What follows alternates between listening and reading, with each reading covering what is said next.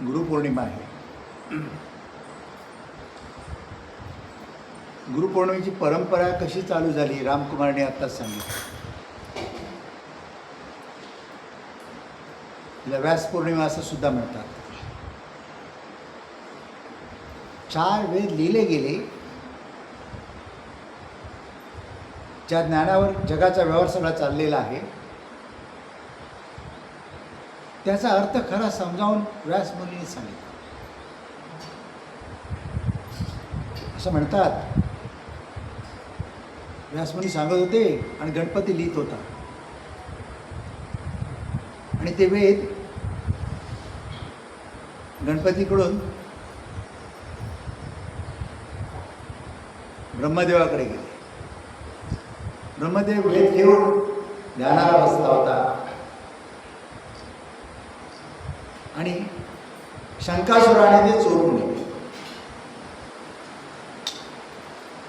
म्हणजे काय? वेद गणपती म्हणजे ज्ञान, आणि ते ज्ञान सर्वांमध्ये आहे, परंतु वाया का गेले? शंकासुराने चोरून नेले. शंकासूर संशय, संभ्रम, चिंता, भय, त्याच्यामुळे तुमच्यात असणारं ज्ञान तुम्हाला अनुभवाला येत नाही. आता ही चिंता, भय, शंका, संशय का आहेत? तर जीव बनल्यामुळे. प्रत्येकाचे मूळ स्वरूप शिवरूपच आहे. परमात्मा परब्रह्म स्वरूपच आहे. प्रत्येकजण देवच आहे. परंतु दश इंद्रिय आणि त्याच्यावर पगडा असलेला मनाचा, आणि त्यामुळे वासना, भावना, कल्पना आणि अहंकार, याच्यामुळे ते ज्ञान लोप पावले आहे. ते देवरूप हरवले आहे. आणि मग वासनेच्या अधीन झाला, अहंकाराच्या अधीन झाला आणि जीव बनला आणि दास्यत्व करतो आहे, भिकाऱ्यासारखं वागतो आहे.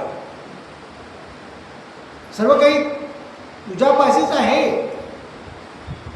पण तुला माहीत नाही. आता रामकुमारने गोष्ट सांगितली ना, माहीत नाही. एखादा अज्ञानी माणूस आहे, मूर्ख माणूस आहे, त्याला लाखो रुपये आणून दिले, वापर करता येणार नाही. वापर करायला सुद्धा ज्ञान पाहिजे, अक्कल पाहिजे. आणि त्याचे ज्ञान आपल्याला नसल्यामुळे आपण मायेचे भक्त झालो आणि देव पण विसरलो आणि दुःखमुक्त आहोत. आणि इच्छा वासनामुळे पुनरपी जनन पुनरपी मरण, पुन्हा पुन्हा जन्म घेतो आहोत आणि पुन्हा पुन्हा मरतो आहोत. आणि काबाड्यासारखे कष्ट करतो. काबाडी राबतो राबतो राबतो. काय म्हणतो? म्हातारा झाल्यावर बसून खाईन. म्हातारा झाल्यावर दात नसतात, हृदय साथ देत नाही, देहेंद्रिय साथ देत नाहीत. मग काय बसून खाणार? डॉक्टर पत्ते सांगणार. गेला गेला नरदेह मग कैसा भगवंत मग कैसा साक्षात्कार. नरदेह जो आहे ना, मग भाग्याने मिळालेला आहे. पूर्वजन्मात काहीतरी संचित केलेलं आहे. पूर्वसंचितामुळेच मनुष्य जन्म मिळतो. 84 लक्ष जीवयोनी आहेत.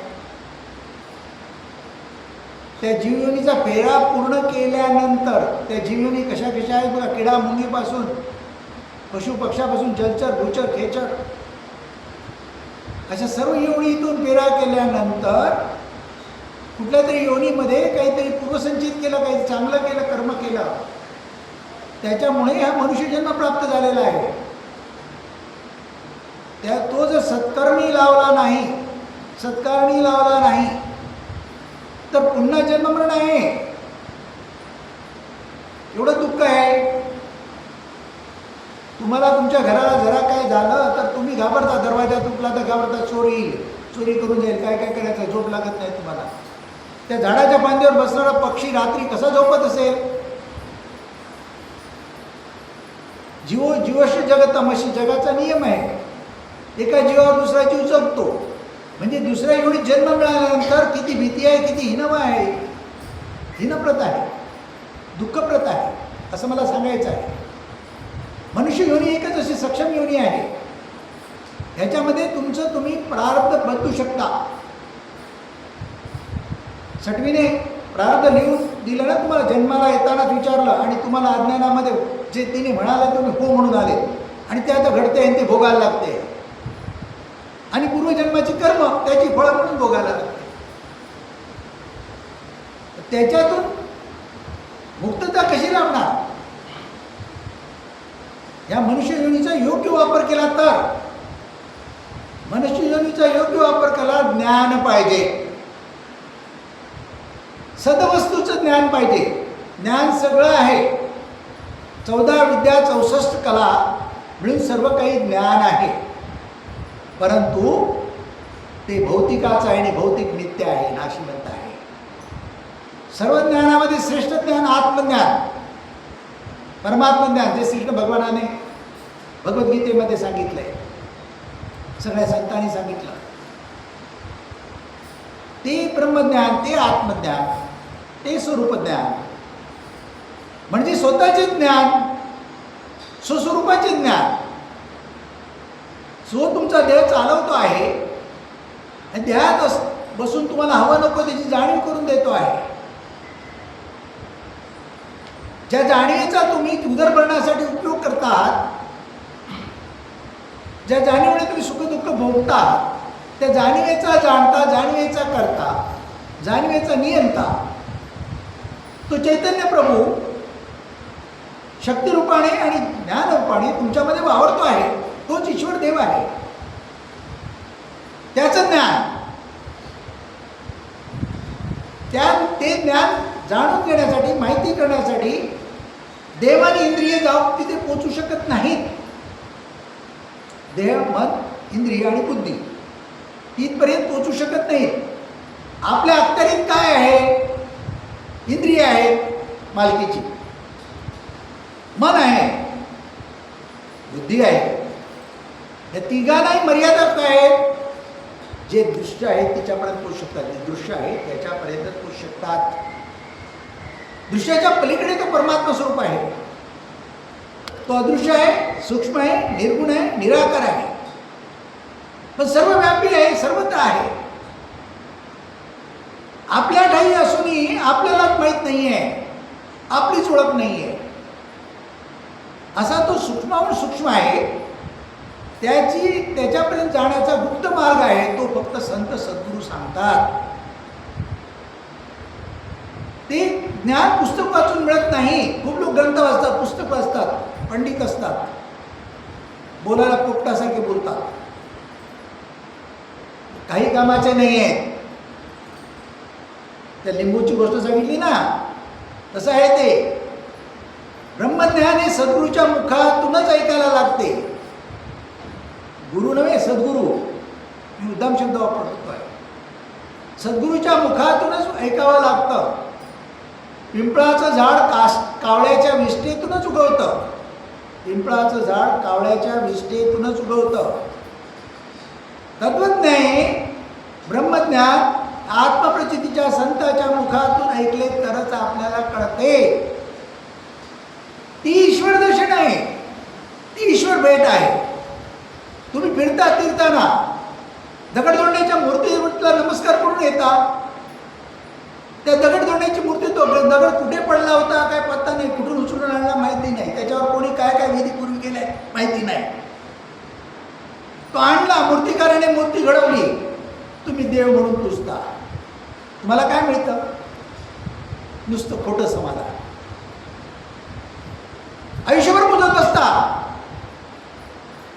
मोक्ष नाही भेटत, मुक्ती नाही भेटत. न जाये गयशी न जाये काशी, तुझं आहे तुझं पाशी. तो तुझ्या ठाईच आहे, पुढे यायची गरज नाही. हेच देऊळ आहे. पण ते तुम्ही घाणेरडे बनवले आहेत. ते तीर्थ आहे, काशी आहे, ते तीर्थ आहे. मन पवित्र असेल, आचार विचार शुद्ध असतील, वासना इच्छा विवेकपूर्ण असतील, तर हे मंदिर कधी खराब होणार नाही.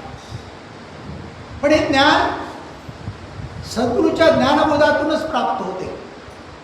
इच्छा वासनेवर संयम, विवेकाने इच्छा वासना भोगणे, अनुभवणे, जीवितासाठी लागणारी कर्म करणे, ह्याला सुद्धा ज्ञान लागते. कर्म काय करायचं, कसं करायचं, ही विद्या शाळा कॉलेजमध्ये मिळते. करायचं की नाही करायचं, आणि त्याचा वापर कसा करायचा, आणि कुठे थांबायचं, आणि किती करायचं, हे ज्ञान फक्त आत्मज्ञानातून सद्गुरूच्या कृपेनेच प्राप्त होते. म्हणून पैसे किती आहेत, कसे वापरायचे ही अक्कल नाही तर पैसे बरोबर वापरणार नाही, तो धडस नाही. म्हणून आत्मज्ञान पाहिजे.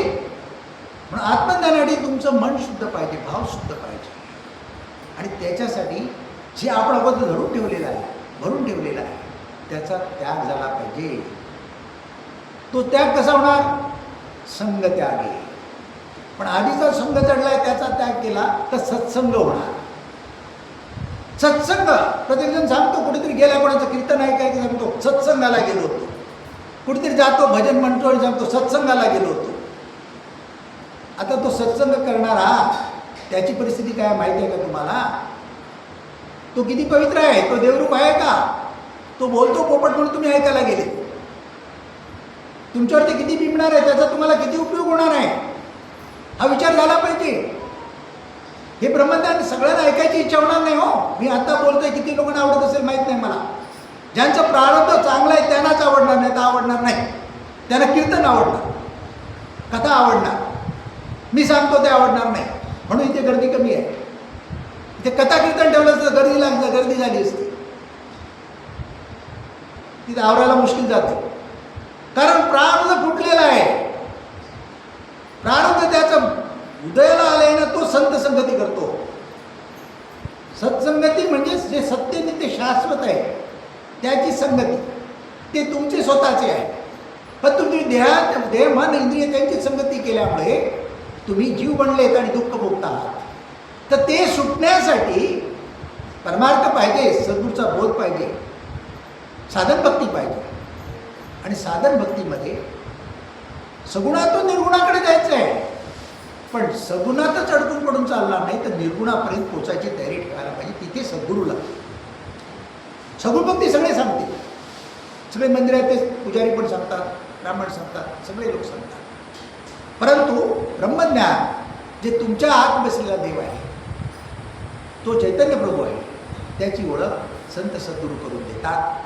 म्हणून जगामध्ये संत सद्गुरू श्रेष्ठ आहेत. तो कृष्ण भगवान सुद्धा म्हणतो, राम सुद्धा म्हणतो.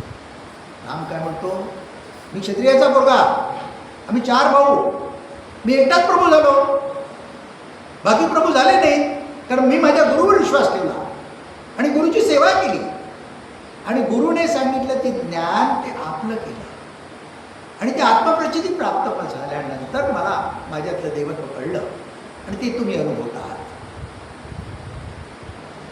म्हणून 14 वर्ष वनवास भोगायची तयारी केली त्यांनी. नाही तर लढला असता, तिथे भांडला असता, लढला असता. तुम्ही एक वारवर जमीन असेल तर भांडता. त्याने राज्य त्याग करून गेलं. एवढं महान आपण करू शकू का? तेव्हा तो प्रभू झाला. म्हणजे इच्छा वासना भावना कल्पनेपासून मुक्त व्हायला पाहिजे. ते सद्गुरू करतात. लोभ मोह काम क्रोध हे मित्र झालेले आहेत, ते शत्रू आहेत खरे, मित्र झाले आहेत. त्यांना त्याग करायला पाहिजे. ते सद्गुरूच्या बोलत, ते शब्दात ताकद आहे सद्गुरूच्या. त्याच्यामुळे पण तो एकदाच ऐकून गुरुपौर्णिमेला किंवा कधीतरी एका उत्सवाला ऐकून नाही, तर नित्यनेमाचं पाहिजे. प्रपंचाच्या कार्यांमुळे कर्मांमुळे तुम्हाला वेळ मिळत नसेल तर कमीत कमी 1 आठवड्यातून सद्गुरूला जाऊन भेटलं पाहिजे. त्याची ज्ञानचर्चा करायला पाहिजे, सत्संग करायला पाहिजे. जीवन बदलणार तुमचं. तुम्ही म्हणाल ते तसं होईल, तुम्ही बोलाल ते खरं होईल, तुम्ही मागाल ते मिळेल, गॅरंटीने सांगतो. नेम ठेवा. आठवड्यातून एकदा जाणार म्हणजे जाणार, सद्गुरू चरणाला स्पर्श करणार,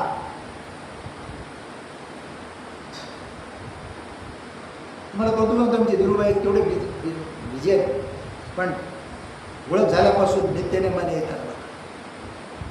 फक्त तसा पाहिजे. दिलीप राऊत आहे तसा पाहिजे. अगदी करून बघा, अनुभव घेतलेत त्यांनी, तुम्हाला अनुभव येते, तुम्ही अनुभव घ्या. म्हणून गुरुकृपा व्हायला पाहिजे असेल तर सत्संग घडला पाहिजे, सद्गुरूची सहवास घडला पाहिजे, त्याच्याकडून ज्ञान बोध झाला पाहिजे. तेव्हाच तुम्हाला पहा, जन्मतः तुमचे गुरु तुमचे आईवडील आहेत, वंदनीय आहेत, आदरणीय आहेत, त्यांचा अनादर करून चालणार नाही, त्यांची सेवा केलीच पाहिजे. परंतु त्यांच्याहीपेक्षा श्रेष्ठ सद्गुरू आहेत. शाळा कॉलेजमध्ये तुमचे तेही गुरुच आहेत, पोट भरून ज्ञान दिलेलं आहे तुम्हाला त्यांनी, त्याचाही ते मोबदला घेतात, पगार घेतात. आईवडील तुम्हाला लहानाचे मोठे करतात, त्यांचं एकच लक्ष, कधी मोठा होणार, कधी नोकरी करणार, कधी माझी म्हातारपणीची काठी बनणार, माझा म्हातारपणीचा आधार होणार, याकडेच लक्ष असतं. पण सद्गुरू एकच असा आहे, तो तुमच्याकडून काही मागत नाही, काही अपेक्षा करत नाही, तुम्हाला द्यायला बसलेला असतो. कधी त्याची देहरूपाने शरीर प्रकृती चांगली नसताना सुद्धा तो देहाचे कष्ट विसरून सदा न कदा तुम्हाला ज्ञानदानाचं कार्य करतो. इतकं महान जगामध्ये दुसरं कोणी नाही. ते त्या रामाने ओळखलं आणि म्हणून त्यांची सेवा केली, चरण तो प्रभू झाला, क्षत्रियाचा पोरगा. तेच गवळ्याचा पोरगा श्रीकृष्ण म्हणतो, माझा भाऊ बलराम तो नाही गुरु देव झाला, मी देव झालो, मी सांदीपनी गुरुची सेवा केली, त्यांचं आहे. तसं सगळं ज्ञान तुम्हाला पोट भरायचं ज्ञान आहे, शाळा कॉलेजमध्ये मिळते, पण तुमच्या आतमध्ये चैतन्य, त्याचं ज्ञान, ईश्वर दर्शन, परमात्म्याची भेट सद्गुरू करून देतात. ती जर झाली असेल तुम्हाला, तर तुम्हाला जगामध्ये काही कमी पडणार नाही, तुमचा शब्द खाली पडायला पण देणार नाही, लोक तुमची सेवा करतात. पण तेवढं नाही जमलं तरी तुम्ही नुसतं नित्यनेमाने साधन भक्ती केली तर तुझा प्रपंच उत्तम चालतो. ज्ञानी माणूस प्रपंच उत्तम प्रकारे करतो, घरातल्या सगळ्या सदस्यांना समजून घेतो, त्यांची योग्य काळजी घेतो, स्वतःसाठी काही मागत नाही, सर्वांसाठी करत राहतो, म्हणून ते घर प्रपंच चांगला चालतो. म्हणून ब्रह्मज्ञान पाहिजे, आत्मज्ञान पाहिजे. उगा देवदेव करून काही प्राप्त होणार नाही. किती नारळ फोडा, किती पेढे पहा आणि किती हार चढवा, काही नाही. आत बसलाय त्याला ओळखा, त्याला जाणा, त्याला भजा, त्याची प्रचिती घ्या आणि बघा, हिमालय चमत्कार होईल. पंचमहाभूतांवर अधिष्ठान चालेल तुमचं, अधिपत्य चालेल तुमचं. गावात महापुराला धरण फुटणार आणि गाव वाहणार असं कळलं, लोकांनी भाऊसाहेब महाराजांनी सांगितलं. भाऊसाहेब महाराज बाहेर गेले, नुसतं आकाशाकडे पाहिलं, पाऊस थांबला.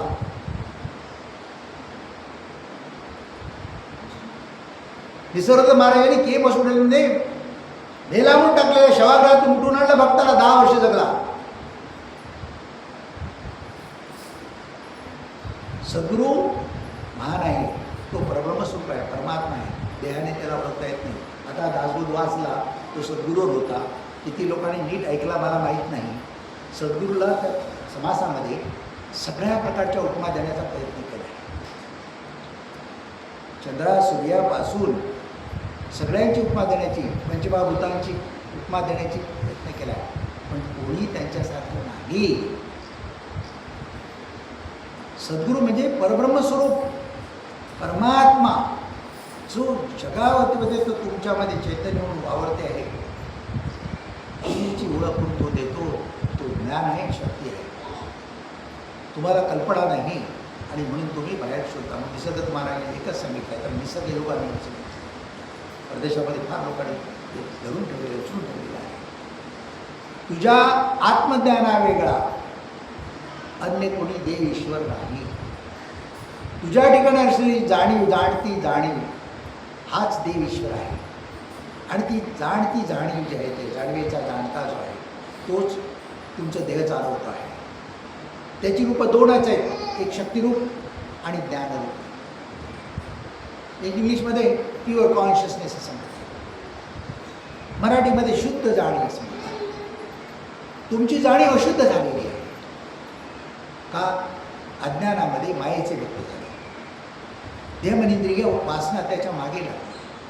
विवेक नाही. हे सगळं असणार, देह आहे तोपर्यंत सगळे असणार, पण विवेक असेल तुमच्याकडे तर तुम्ही सगळ्या वासना इच्छावर पण मात कराल, योग्य प्रकारे त्याचा योग्य वापर करा.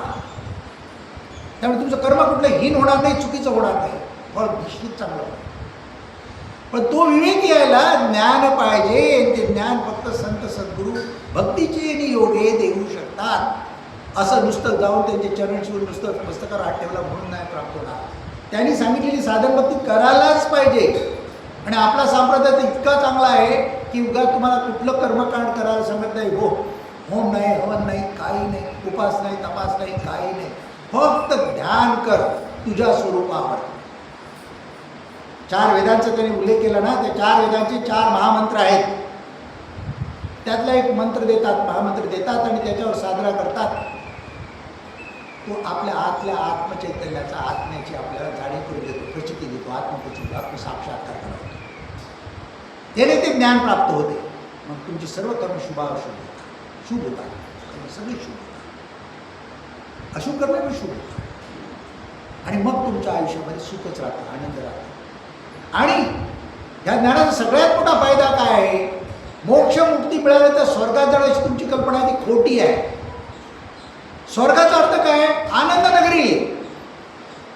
आनंद नगरी सुख आहे, अमरत्व आहे, मरण नाही. जर तुमच्यामध्ये आत्मा आहे, तो तुम्ही हा तशी ओळख केली तर आत्म्याला मरण कधी नाही आहे, देहाला मरण आहे. तर आत्म्याची ओळख झाली, तुम्ही अमर झाले, मोक्ष लाभला तुम्हाला. तो संत देतात म्हणून सगळ्यात श्रेष्ठ.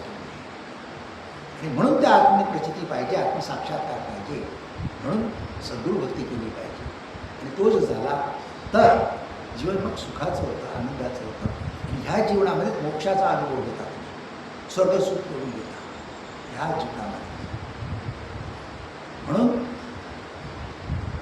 उशीर झाला हरकत नाही. आज परत सांगेल लोकांना, दरवेळी सांगतो लोकांना, नित्यनेमाने या इथे संत संगती करा. आणि जे सांगितलं आहे गुरु तर त्याच्यावर फक्त ध्यान करा, साधना करा, मीटिंग करा. महाराजांनी सांगितलं होतं 1 तास सकाळी 1 तास संध्याकाळी कर. मग सकाळी लवकर उठ 1 तास आणि कर. आणि रात्री झोपायला जाण्याआधी 1 तास एवढंच ध्यान कर. बाकी काही करू नकोस. मात्र एवढंच की तुझ्या आचार विचार भावना कल्पना शुद्ध ठेव, अहंकार करू नकोस. एवढं सांभाळ, बाकी काही करायची गरज नाही. बाकी भरपूर पैसे कमव, सोन्याच्या पलंगावर झोप, चांदीच्या ताटामध्ये जेव, ऐश्वर्य भोग. विवेकाने, ज्ञानाने अहंकार उठे, सुख शांती समाधान लाभणार. खूप धनसंपत्ती असेल ना, अहंकार असेल ना, तर शांती नाही, शांती नाही. द्वेष मत्सर वाढतो आणि मग चिंता भय वाढते, अस्वस्थता वाढते. म्हणून ज्ञान पाहिजे. ज्ञानाशिवाय सुख शांती समाधान नाही. आणि ते ज्ञान सद्गुरू भक्तीतूनच प्राप्त होते, ते महत्त्वाचं आहे. म्हणून तुम्ही सगळ्यांनी मी सांगेन की सद्गुरू हे देवाधिकापेक्षाही श्रेष्ठ आहेत. जे देव झालेत ना, त्यांनी ते आपल्याला तत्व ओळखलं म्हणून देव झाले. मग सांगितलं तो रामाची कृष्णाची गोष्ट तसंच आहे. जे अवतार दशावतारामध्ये देव झालेले आहेत ते सुद्धा त्याने आपल्या स्वरूपाला जाणलं. तुम्ही गणपतीला बसता, गणपती ज्ञान आहे. सरस्वती विद्या आहे. म्हणजे काय? सरस्वती विद्या म्हणजे शब्द आहेत. शब्द कसे मिळतात? मला अक्षर एकत्र आले की शब्द येतात आणि त्याच्यातून कळतं. जी वाचा बोलतो आपण ते सरस्वतीचं स्वरूप आहे. शब्द वापरत सरस्वतीचं स्वरूप आहे. म्हणजे ती तुमची दास होते, सेवक होते, त्याच्यापेक्षा तुम्ही श्रेष्ठ आहात. ते सुद्धा गुरुला बसतात. ब्रह्मा विष्णू महेशांचे गुरु होते बृहस्पती. ते पण म्हणतात आम्ही आमच्या गुरुची सेवा केली, त्याची भक्ती केली आणि त्याचं स्वरूप म्हणजे परमस्वरूप ते आमच्यात आहे, त्यांनी दिलेली ओळख आम्ही अंगीकारली, तेव्हा आम्ही देव झालो. मग तुम्ही सुद्धा देव होऊ शकता. तुम्हाला असं वाटतं प्रत्येकाला मी कसा देव होईल? मग मला एक सांगा, आतापर्यंत संतावळी आहे, जे संत जन्माला आलेले, जगामध्ये संत जन्माले, सामान्य कुटुंबामध्ये आले आणि देव झाले. अनेक ठिकाणी त्यांची प्रतिमा आहेत, फोटो आहेत, मंदिर आहेत, पुजतो आहोत आपण. आईच्या पोटातून जन्म, आईच्या कुशीतून जन्माला आले, दोन्ही मार्गाने जन्माला आले. मग ती जर आपल्यासारखेच होते आणि ते जर त्या रूपाने देव झाले, आपण का होणार नाही? ते रणजित महाराज सांगायचे, अरे माकड देव झाला पण तू देव होत नाहीस. हनुमान देव झाला पण तू देव होत नाहीस. त्याने रामाची सेवा केली, माकड होता तरी देव रामाची सेवा केली आणि तो माझ्यातच बसलेला आहे म्हणून त्याने ओळखलं, तीच श्रद्धा विश्वास भक्ती केली, सेवा केली. त्याला त्या रामाची ऐश्वर्य शक्ती सगळी प्राप्त झाली, ज्ञान प्राप्त झाली, ते पूजेला लागला. मग तुम्ही का नाही लागणार? तुम्ही साधन भक्ती करा नीट. परमार्थाला 1 नंबर द्या, प्रपंचाला 2 नंबर द्या. तुम्ही प्रपंचाला 1 नंबर देता आणि सवडीच्या वेळात परमार्थ करायला जाता आणि तो सुद्धा तुम्ही दलालांमार्फत करता. बसलेले आहेत पैसे घेऊन तुम्हाला हे करा, ते करा, ते करा, ते करा, ते करा सांगता. बस तुम्ही ममा म्हणता आणि पाणी सोडता. 1 चमचा पाणी तुमच्या हातावर देतात, दुसरा चमचा तुम्हाला आचमन करायला सांगतात, तिसरा चमचा तुम्हाला खाली सोडायला सांगतात. तुम्हाला कोणाला माहिती आहे का काय केलं त्यांनी ते? मला त्यांच्या कृतीवर टीका करायची नाही, तुमच्या अज्ञानावर टीका करायची आहे. तुम्ही न जाणता सगळं करता, अज्ञानात करता, तुम्हाला त्याचं क्रेडिट प्राप्त होणार नाही. 1 चमचा तुमच्या हातावर पाणी देऊन त्याने हात स्वच्छ केला, मग तुम्हाला 1 चमचा पाणी दिलं, स्वच्छ झाला म्हणून आचमन करायला सांगितलं. मग उष्टा झाला म्हणून 1 चमचा पाणी दिलं, खाली सोडायला सांगितलं. आता मला सांगा, 1 चमच्याने हात साफ होणार आहे? आपण अज्ञानामध्ये करतो आणि मग मम्मा म्हटलं फुलवा, मम्मी म्हटलं फुलवा, झाली पूजा, सत्यनारायण केला. कुठला सत्यनारायण? आता सत्यनारायण करतो, उद्या खोटं बोलतो. हां, अरे सत्यनारायण तूच आहेस, पण ओळख नसल्यामुळे लबाड झालेला आहेस. ओळख नसल्यामुळे लबाड झाला आहे. महाराज एक गोष्ट सांगायची, मी सांगतो आणि पुरी करतो, उशीर झाला आहे. एक धनगर होता, शेळ्या घेऊन जंगलात गेला आणि जंगलामध्ये त्याला एक वाघाचं बछडू, वाघाचा बच्चा आईपासून दुरावलेला असा सापडला. त्याने शोध घेतला आजूबाजूला, आईचा कुठेच नाही. मग त्याने ते उचलून आणला आणि त्याला ते शेळीचं दूध पाजून लहानाचा मोठा केला. तो शेळ्यांमध्येच वावरायला लागला. मग शेळ्या ब्या ब्या करतात, सगळं ब्या ब्या करायला लागला. शेळ्या काटे गवत खातात, ते खायला लागला.